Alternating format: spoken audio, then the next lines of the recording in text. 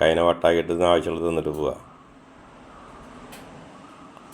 കൊത്തി ഓടിക്കണതിനെ ഈ മസിൽ പിടിച്ചിക്കാണ്ട് അതിനെ ഓടിപ്പിക്കേ.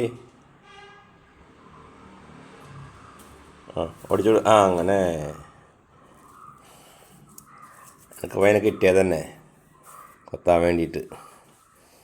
ഈ മസിലൊക്കെ പിടിച്ച് നിന്നാ വെറുതെ ജിമ്മനായി പോയാ കാക്ക.